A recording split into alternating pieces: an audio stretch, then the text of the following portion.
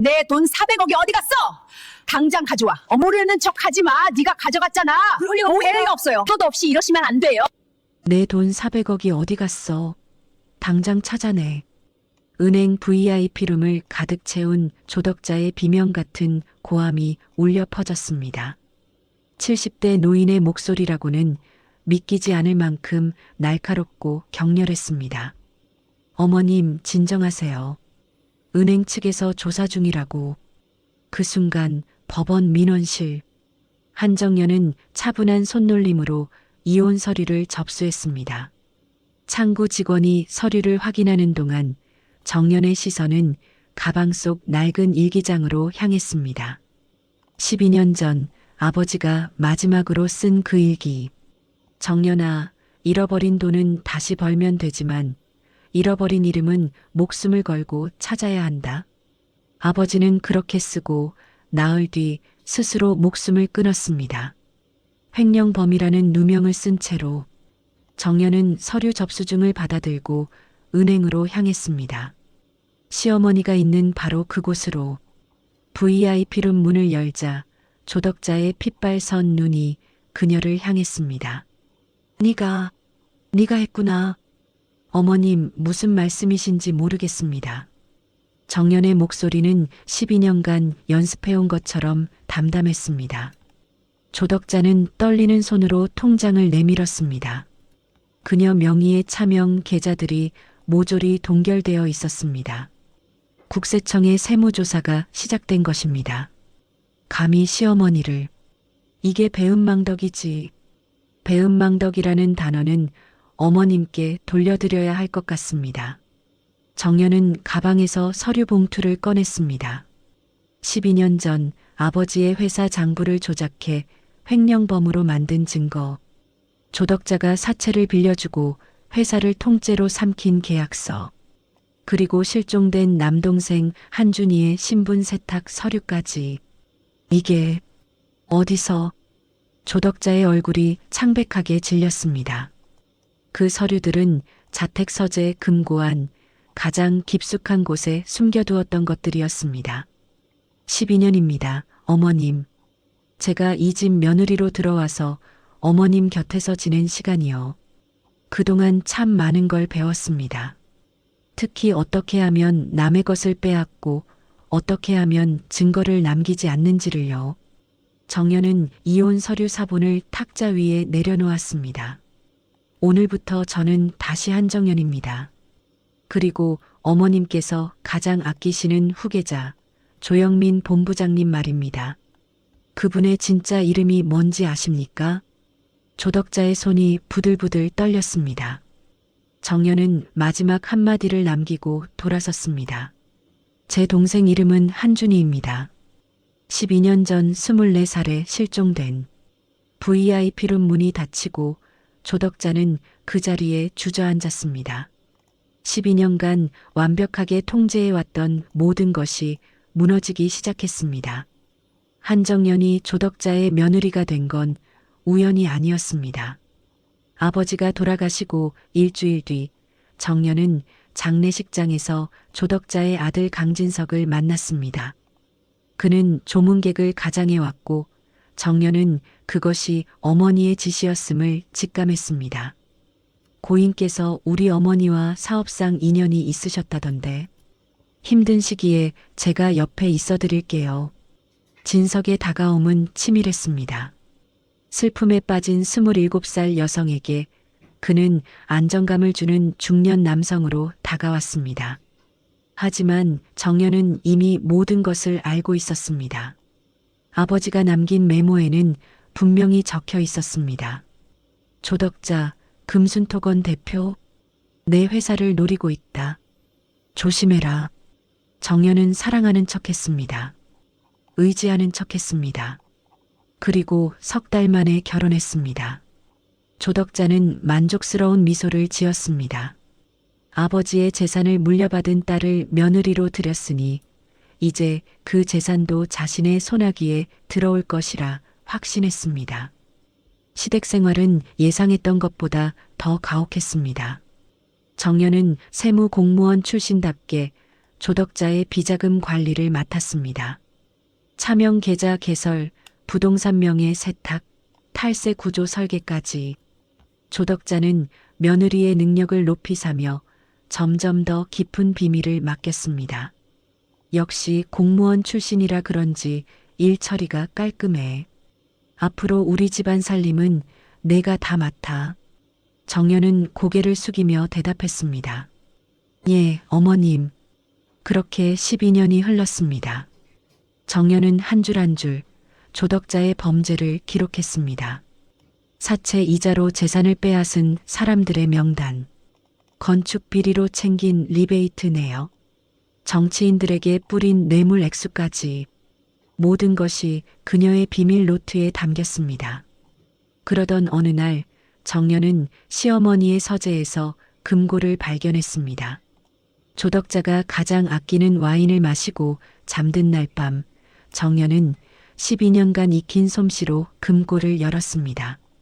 그 안에는 아버지를 죽음으로 몰아넣은 조작된 장부가 있었습니다. 그리고 충격적인 서류 하나가 더 있었습니다. 조영민 출생신고서 마이너스 친생자 조덕자 강진석. 사진을 보는 순간 정연의 손이 떨렸습니다. 조영민, 금순토건의 실질적인 경영자로 키워진 30대 남성. 차가운 카리스마로 업계를 장악한 그 사람.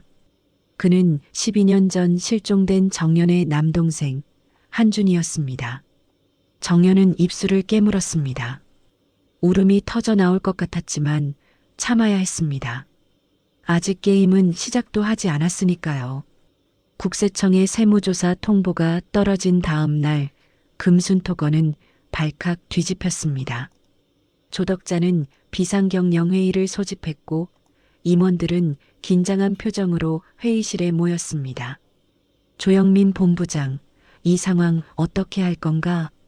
조덕자의 날카로운 목소리가 회의실을 채웠습니다.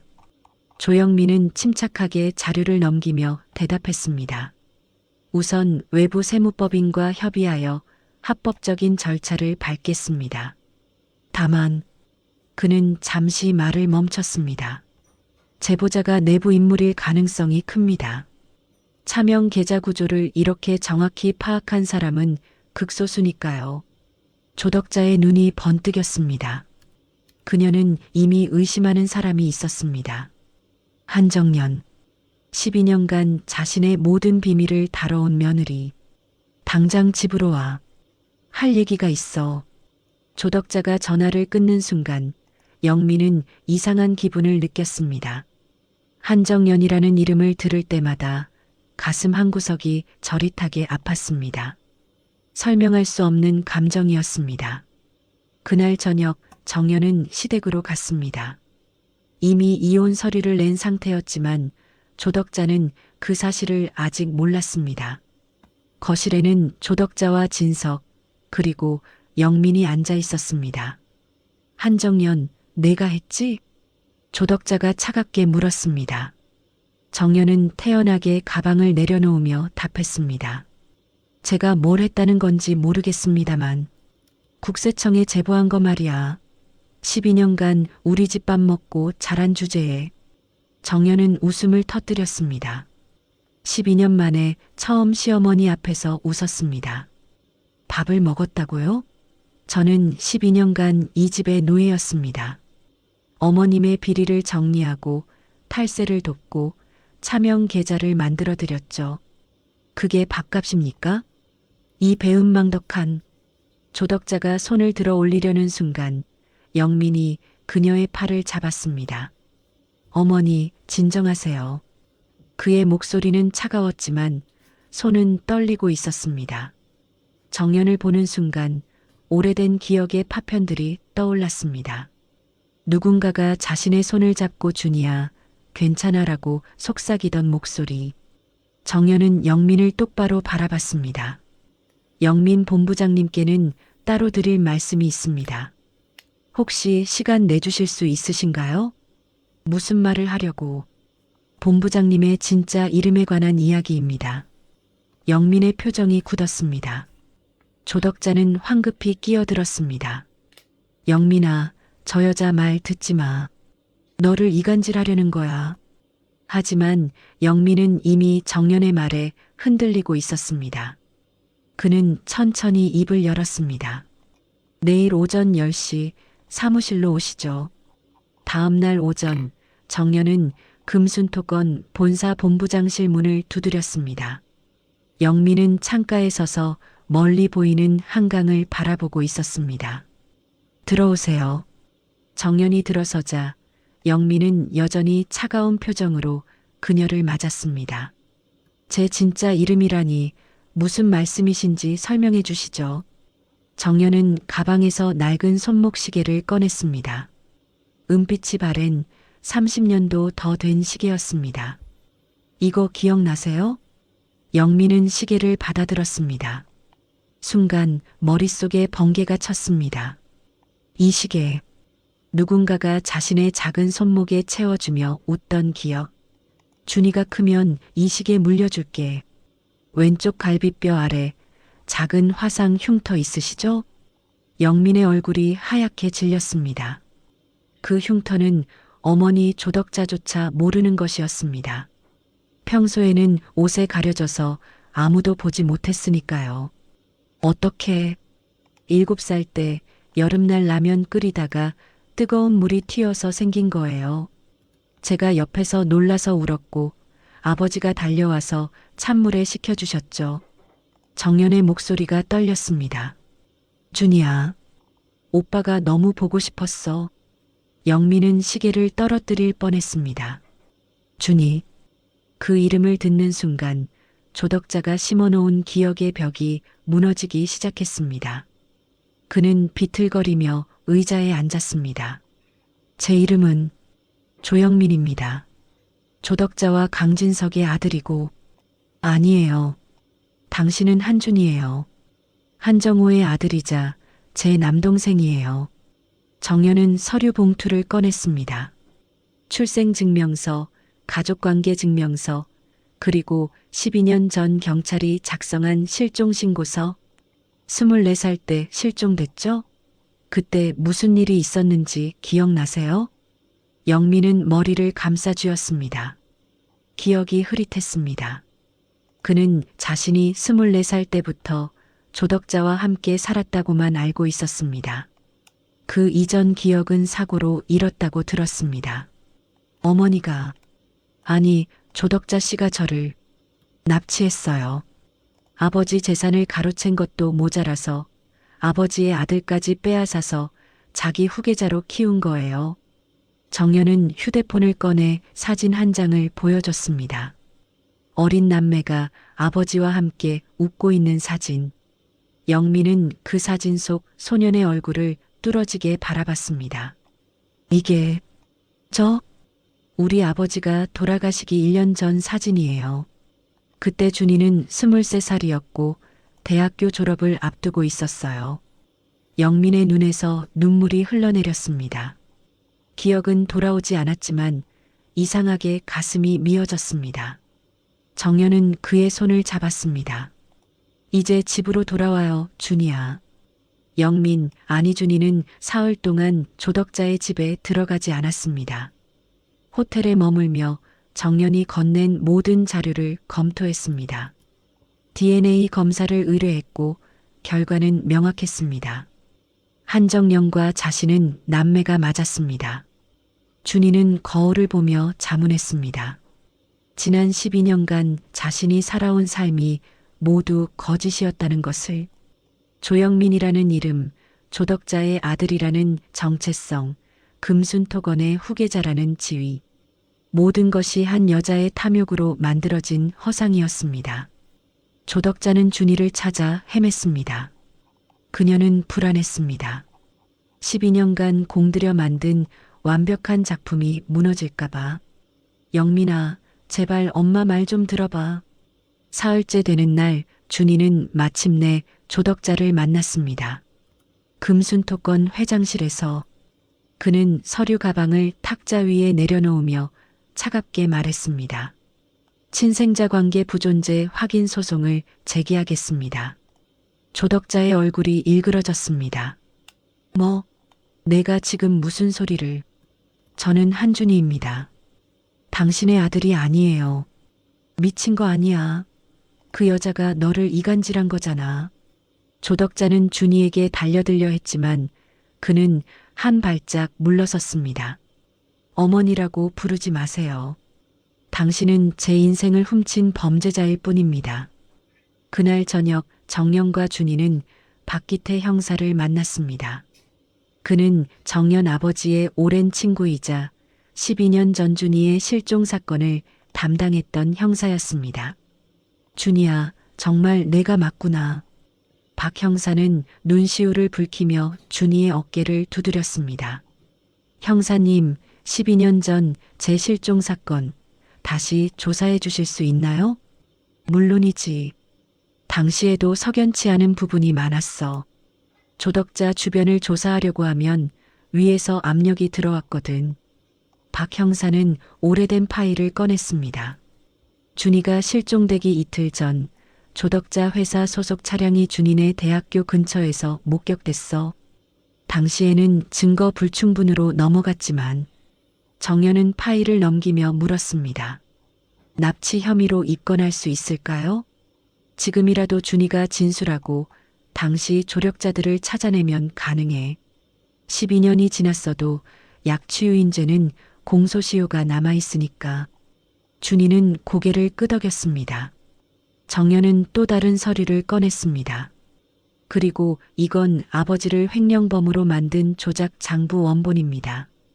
조덕자의 지문이 여러 곳에 찍혀 있고 회계법인 직인도 위조된 겁니다. 박 형사의 눈이 빛났습니다. 이거면 된다. 사문서 위조, 명예훼손, 그리고 사람을 죽음으로 몰아넣은 것까지 포함하면 아버지 명예를 회복할 수 있겠네요. 정연의 목소리가 떨렸습니다. 12년을 기다린 순간이었습니다. 준이는 누나의 손을 꼭 잡았습니다. 누나, 이제 끝을 내요.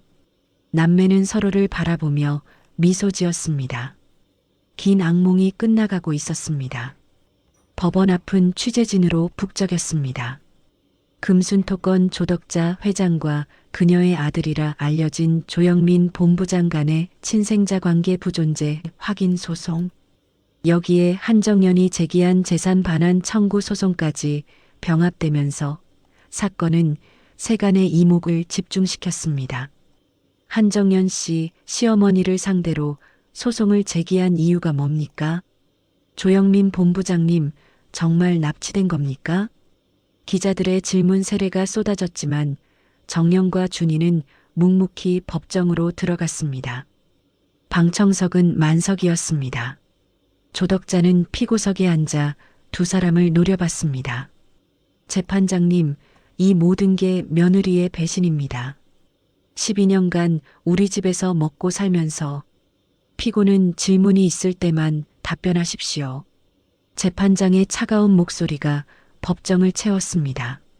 정연의 변호인이 첫 번째 증거를 제출했습니다. 이것은 한준희 씨의 출생증명서와 가족관계 증명서입니다. 그리고 이것은 피고 조덕자가 위조한 조영민의 출생신고서입니다. 서류가 스크린에 띄워졌습니다. 방청석에서 탄성이 터져 나왔습니다. 두 서류의 생년월일, 혈액형이 정확히 일치했습니다. 그리고 이것은 DNA 검사 결과입니다. 한준희 씨와 한정연 씨는 생물학적 남매가 맞으며 조덕자 씨와 한준희 씨 사이에는 어떠한 혈연 관계도 없습니다. 조덕자의 얼굴이 창백해졌습니다. 그녀의 변호인이 황급히 반론했습니다. 재판장님, DNA 검사만으로는 부족합니다. 조영민 씨가 정말 12년 전 실종된 한준이라는 확실한 증거가 그때 박기태 형사가 증인석에 섰습니다. 12년 전 실종 당일 피고 조덕자 소유의 차량이 한준희 씨의 대학교 앞에서 목격됐습니다. 그리고 저희가 최근 확보한 블랙박스 영상에는 한준희 씨가 해당 차량에 강제로 태워지는 장면이 담겨 있습니다. 법정이 술렁였습니다. 영상이 재생됐습니다. 24살의 준이가 2명의 남자에게 끌려가는 장면. 조덕자가 차에서 내려 지시하는 모습까지 선명했습니다. 거짓말이야. 그건 조작된 거라고. 조덕자가 소리를 질렀습니다. 재판장이 망치를 두드렸습니다. 피고 정숙하십시오. 준이는 증인석에 섰습니다. 그의 목소리는 떨렸지만 단호했습니다. 저는 12년간 제 진짜 이름을 잊고 살았습니다. 조덕자 씨는 저에게 가짜 기억을 심어놓고 아버지와 누나를 원수처럼 가르쳤습니다. 하지만 진실은 변하지 않습니다. 저는 한준이고 저 여자는 제 인생을 훔친 범죄자입니다. 방청석에서 눈물을 훔치는 사람들이 보였습니다. 조덕자는 고개를 떨구었습니다. 그녀가 쌓아 올린 거짓의 탑이 무너지고 있었습니다. 다음 공판에서는 한정호의 명예회복이 쟁점이었습니다.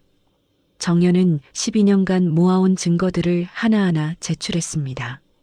재판장님, 이것은 고 한정호 씨가 운영하던 회사의 원본 장부입니다. 그리고 이것은 피고 조덕자가 조작한 가짜 장부입니다. 두 장부가 나란히 스크린에 띄워졌습니다. 회계 전문가가 증인으로 나왔습니다. 원본 장부를 보면 횡령의 흔적이 전혀 없습니다. 오히려 한정호 씨는 회사 자금을 투명하게 관리했고 개인 돈을 회사에 투입하기까지 했습니다. 그렇다면 조작된 장부는 어떻습니까? 매우 정교하게 만들어졌지만 숫자의 흐름이 부자연스럽습니다. 그리고 결정적으로 이 장부에 찍힌 회계법인 직위는 위조된 겁니다. 해당 회계법인에 확인한 결과 이런 직인을 사용한 적이 없다고 합니다. 조덕자의 변호인은 반박할 말을 찾지 못했습니다. 정연은 계속해서 증거를 제시했습니다. 그리고 이것은 피고가 고인에게 사채를 빌려준 계약서입니다. 이자율이 연 30%에 달합니다. 불법 고리대금이죠. 피고는 고인이 빚을 갚지 못하자 조작된 장부를 경찰에 제출해 횡령 혐의를 씌웠습니다. 그리고 회사를 헐값에 넘겨받았습니다. 정연의 목소리가 떨렸습니다. 제 아버지는 억울함을 호소했지만 아무도 들어주지 않았습니다. 결국 아버지는 스스로 목숨을 끊으셨고 저는 12년간 복수를 준비했습니다. 방청석이 숙연해졌습니다. 재판장이 조덕자를 바라봤습니다. 피고 할 말이 있습니까? 조덕자는 입술을 깨물었습니다. 모든 증거가 명백했습니다. 부인할 수 없었습니다. 사업이었어. 그냥 사업이었다고. 사업이라고요? 정연이 피고석을 향해 걸어갔습니다.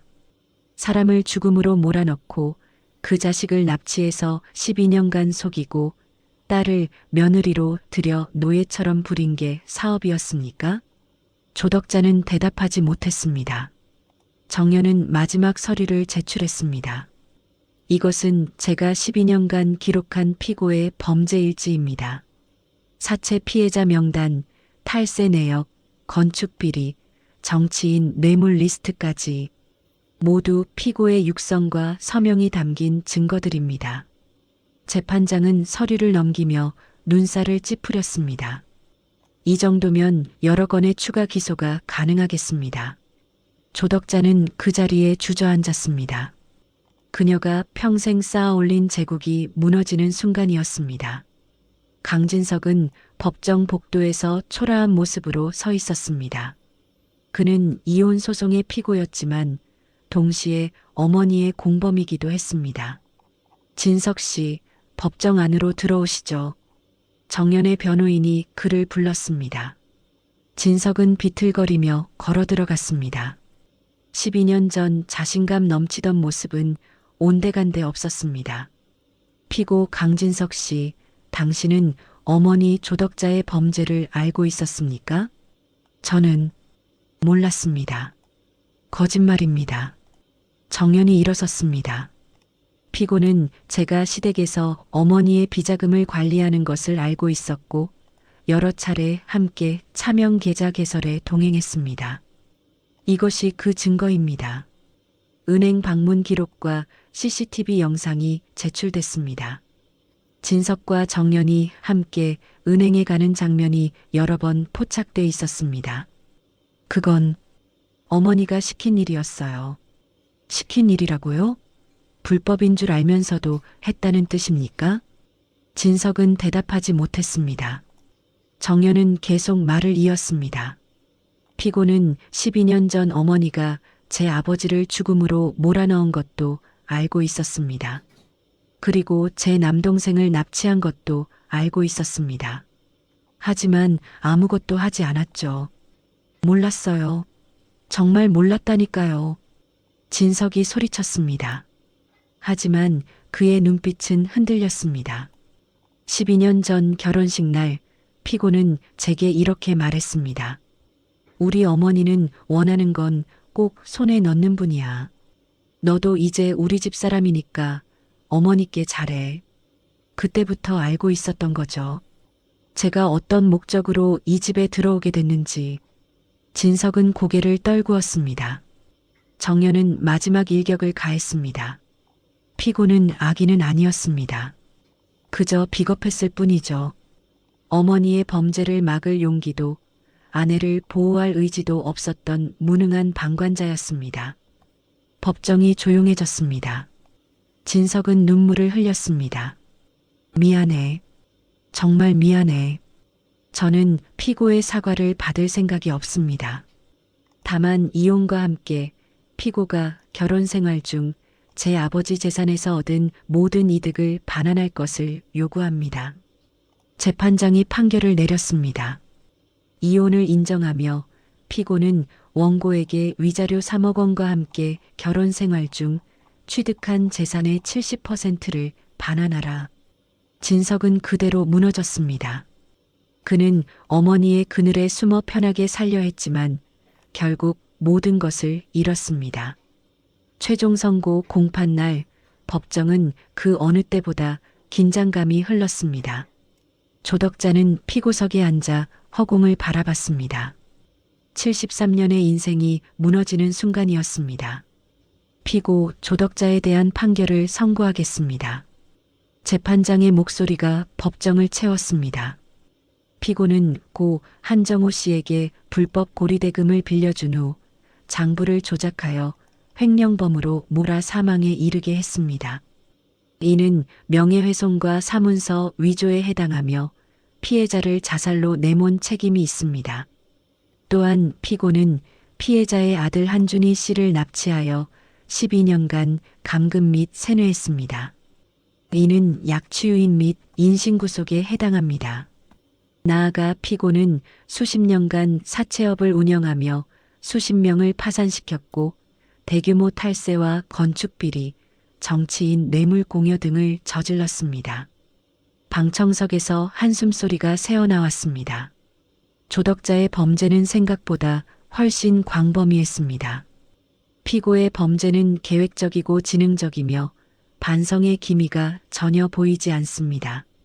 따라서 본 재판부는 피고에게 징역 15년을 선고합니다. 아울러 한준희 씨와의 친생자 관계가 부존재함을 확인하며 피고가 취득한 고 한정호 씨의 재산 일체를 유족에게 반환할 것을 명합니다. 망치 소리가 울렸습니다. 조덕자는 비명을 질렀습니다. 내 아들 내놔. 영민이는 내 아들이라고. 준이는 차갑게 그녀를 바라봤습니다. 저는 당신의 아들이 아닙니다. 저는 한준이고 한정호의 아들입니다. 교도관들이 조덕자를 끌고 나갔습니다. 그녀는 끝까지 소리를 지르며 저항했지만 소용없었습니다.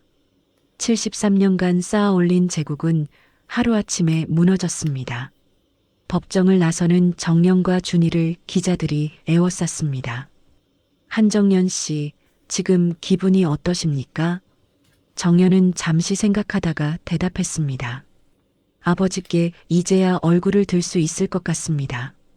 한준희 씨 12년간 겪은 일에 대해 어떻게 생각하십니까? 준이는 누나의 손을 꼭 잡았습니다. 잃어버린 시간은 돌아오지 않지만 이제라도 진짜 제 이름을 되찾았습니다. 그것으로 충분합니다. 남매는 기자들의 질문 세례를 뚫고 법원을 나섰습니다. 하늘은 맑게 개어 있었습니다. 12년 만에 처음 보는 진짜 자유로운 하늘이었습니다. 3년 후 가을, 한정우 희망재단 사무실은 분주했습니다. 사체 피해자 지원, 억울한 누명을 쓴 사람들의 법률 지원, 실종 가족 찾기 사업까지 재단은 아버지가 겪었던 고통을 다른 사람들은 겪지 않도록 돕고 있었습니다. 이사장님, 이번 달 상담 신청이 50건이 넘었습니다. 직원이 보고서를 들고 왔습니다. 정연은 서류를 검토하며 고개를 끄덕였습니다. 한 건 한 건 정성껏 검토해 주세요. 우리 아버지처럼 억울한 사람이 더 이상 나오지 않도록. 예, 이사장님. 문이 열리고 준이가 들어왔습니다. 그는 이제 재단의 이사로 일하며 실종 가족 찾기 프로그램을 맡고 있었습니다. 누나, 오늘 아버지 산소 가기로 한 거 기억하죠? 물론이지. 준비했어. 남매는 차를 타고 아버지의 산소로 향했습니다. 가을 햇살이 따스했습니다. 산소 앞에는 국화꽃이 활짝 피어 있었습니다. 아버지, 저희 왔어요. 정연은 소주 2잔을 따랐습니다. 하나는 묘비 앞에, 하나는 자신의 앞에. 아버지, 명예 회복했어요. 조덕자는 감옥에 갔고 아버지가 억울하게 잃으신 재산도 모두 찾았어요. 준이도 무릎을 꿇고 절을 올렸습니다. 아버지, 늦었지만 집에 돌아왔습니다. 한준이가 인사드려요. 바람이 불어왔습니다. 아버지가 답하는 것 같았습니다. 잘했다, 내 자식들. 누나, 이제 편하게 사셔도 돼요. 12년간 정말 고생 많으셨어요. 너도 고생했어, 준이야. 기억을 잃고 얼마나 힘들었겠어. 남매는 서로를 바라보며 웃었습니다. 눈가에 눈물이 맺혔지만 그것은 슬픔의 눈물이 아니었습니다. 오랜 싸움을 끝내고 찾아온 평화의 눈물이었습니다.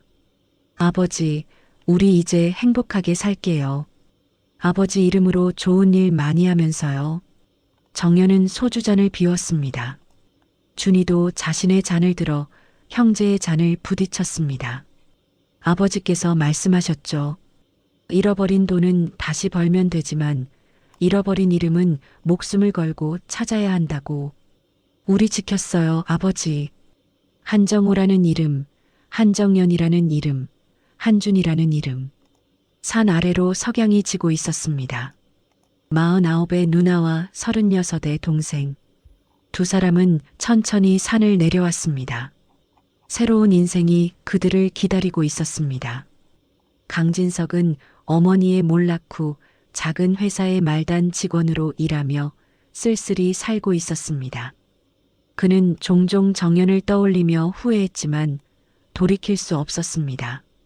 조덕자는 교도소에서 15년형을 살고 있었습니다. 70대 노인에게는 사실상 무기징역이나 다름없었습니다. 그녀는 끝까지 자신이 잘못했다고 생각하지 않았지만 아무도 면회를 오지 않았습니다. 정연은 재단 일에 전념하며 의미 있는 삶을 살았습니다. 사랑하는 사람을 만나 재혼하지는 않았지만 외롭지 않았습니다. 동생이 곁에 있었고 아버지를 기리는 일이 있었으니까요. 준이는 실종 가족 찾기 프로그램을 통해 수십 가족의 재회를 도왔습니다. 자신이 겪은 고통을 다른 사람들이 겪지 않도록. 그것이 그의 사명이었습니다. 누나, 저녁 뭐 먹을래요? 아버지 좋아하시던 칼국수 어때? 좋죠. 남매는 웃으며 식당으로 향했습니다. 그들의 얼굴에는 평화로운 미소가 번져 있었습니다. 12년간의 긴 싸움은 끝났고 이제 진짜 인생이 시작되었습니다. 명예는 지켜졌고 정의는 승리했습니다. 그리고 한정호의 자식들은 당당하게 자신들의 이름으로 살아가고 있었습니다. 이 채널은 가슴 깊은 곳을 울리는 리얼 인생 사연 한편으로 바쁜 일상 속에서 잠시 멈춰서서 누군가의 삶을 통해 희로애락의 깊은 결을 함께 느끼고 당신의 하루의 작은 위로, 큰 울림으로 남길 바랍니다. 구독과 좋아요 부탁드릴게요. 댓글로 나누는 당신의 한 문장은 누군가에게 또 다른 감동을 만듭니다.